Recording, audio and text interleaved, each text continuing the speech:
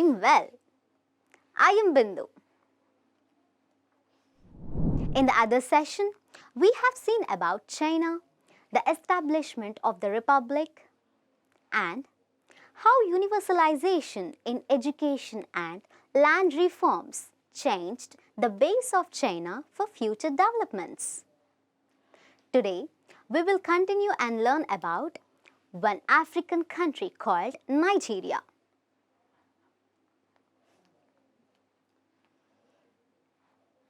Let us find out where Nigeria is on the map. It is located on the west coast of Africa.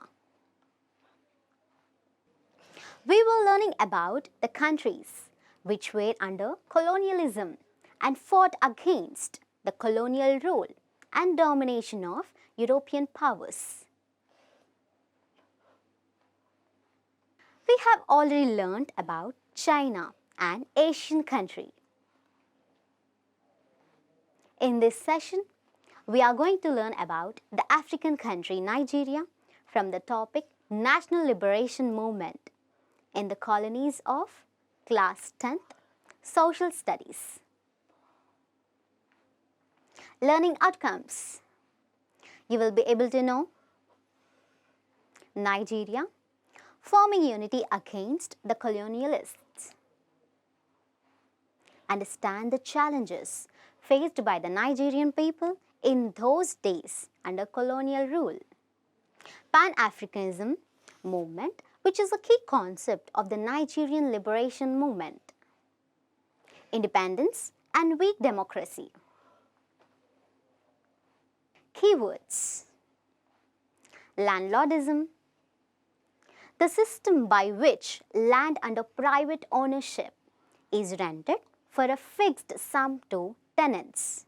Forced labor, a group of people who are made to work very hard for no money.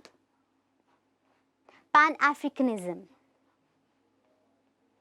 movement for the political union of all the African nations. Chemical arms,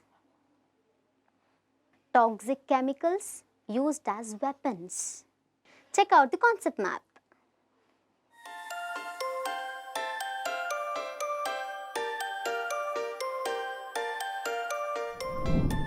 Nigeria's present capital is Abuja, which is famous for petroleum, cocoa, and palm oil.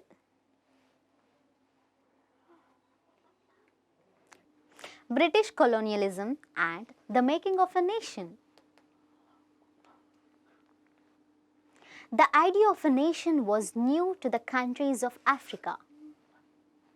A nation state means a large political sovereign country.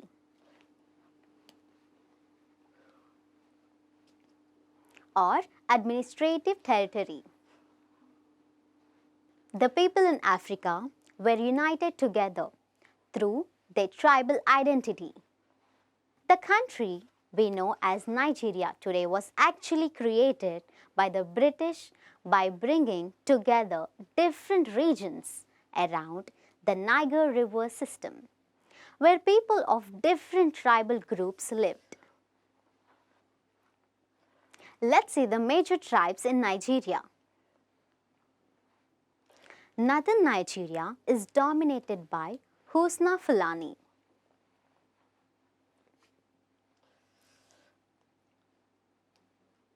People who are predominantly Muslims.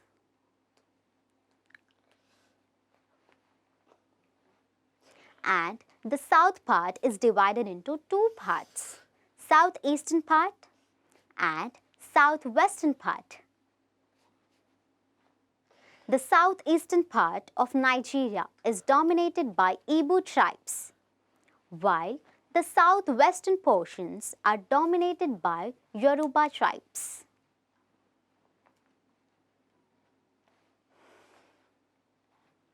The people in southern areas are mostly Christians. But before a common democratic political system was built, modern Nigeria faced many conflicts between these three regions. Today also, the legacy of colonialism continues in Nigeria because of European control over its natural resources, especially petroleum. The European countries made colonies to get raw materials.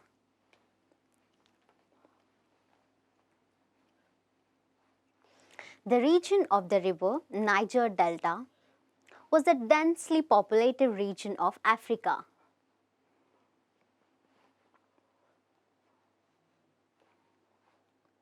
This region has suffered from different kinds of colonial rule. From the 16th century onwards, it was a major source of slaves for America. Tribal peasants were captured in the interior of the forests and sold to European slave traders.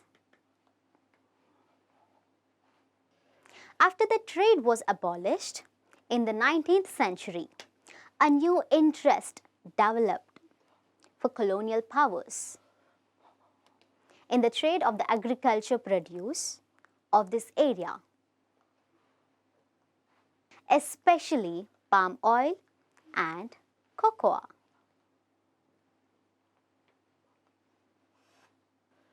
The British established their rule over the coastal areas in 1861. They developed Lagos as the center of administration, trade and education in Western Africa. The struggle against colonialism also started in Lagos. Pan-Africanism and Nigerian nationalism emerged here. Pan-Africanism is an idea that promotes the unity of all African peoples, irrespective of country or tribe. One key person in this regard was Kwame Nkrumah, a freedom fighter from Ghana.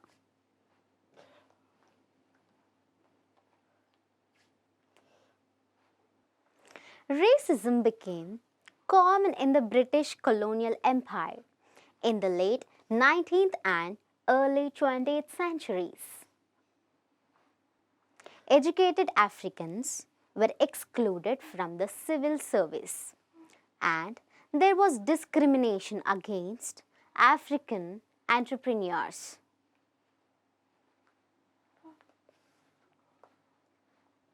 At the same time, the authorities from the ruling country gave control to the tribal chiefs and elite and promoted them. South Nigeria got access to modern education and administrative modernization. But pre-modern traditions continued in the north. Because of this, many differences came up between the two regions. The north was not able to develop a modern educated social class. In 1939, the British also separated the Yoruba and Igbo regions into Western and Eastern Nigeria and encouraged competition and conflict between the three tribal groups. They followed the policy of divide and rule in the country. A section of Western educated intellectuals responded to this policy. They developed the idea of a common Nigerian nation and began to fight British rule. Herbert Macaulay founded the Nigerian National Democratic Party, NNDP, the first Nigerian political party in 1923. The NNDP won all the seats in the elections of 1923, 1928 and 1933. Nigerian Youth Movement. In 1936, the Nigerian Youth Movement (NYM) was founded by Nnamdi Azikiwe. NYM appealed to all Nigerians regardless of cultural background. It quickly grew into a powerful political movement. In 1944, Macaulay and NYM leader Azikiwe agreed to form the National Council of Nigeria and the Cameroons (NCNC). Azikiwe became the dominant Nigerian nationalist leader.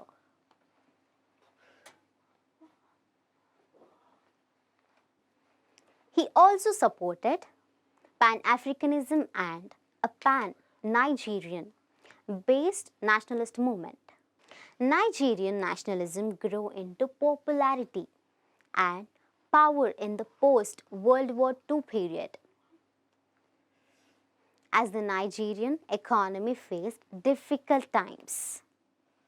Nigerian soldiers and the trade union leaders were the backbone of this movement. These soldiers had returned after fighting for the British side in the World War. In 1945, a national general strike was organized by radical nationalist trade unionists. Nigerian nationalists had the twin task of fighting the British and also unifying the diverse and conflicting ethnic groups of Nigeria. The national movement was stronger in South Nigeria, which was more developed as compared to the North. This created a North-South divide between the two regions. Even in the South, there was an ethnic conflict between the Yoruba and the Igbos. By the 1950s, these three regions also had their own anti-colonial movements led by regional parties. The Conservative Northern People's Congress (NPC) in the north, the National Council for Nigeria and the Cameroons (NCNC) in the east, and the Action Group AG in the west. Independence and weak democracy. After the wave of nationalism in Nigeria, the British decided to hand over power to the Nigerians. They made a complex federal system that made the three major regions of Nigeria autonomous. Nigeria became independent on 1st October 1963. Soon, civil war started in Nigeria. Military rule started soon and reinforced the domination of the North. People made many attempts to bring in civilian and democratic governments, but these failed again and again. The military regime and multinational oil corporations came together and spread corruption and suppression of human rights in Nigeria. After a long period of military dictatorship, Nigerians elected a democratic government in 1999.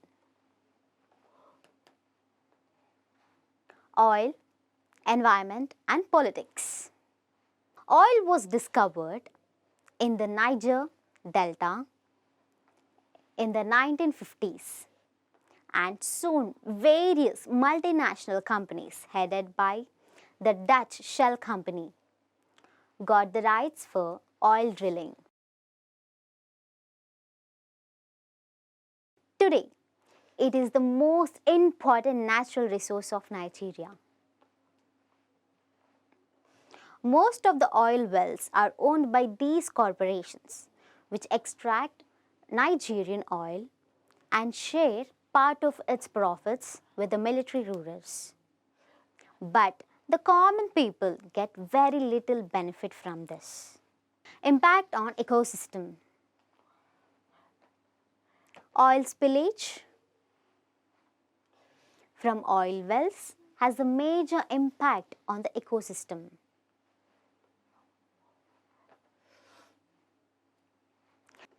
Large areas of the mangrove forest have been destroyed.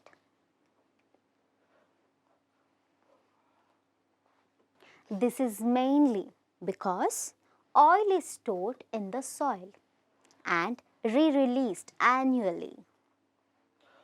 Around 5 to 10% of Nigerian mangrove ecosystems have been destroyed either by clearing or oil spills destroy crops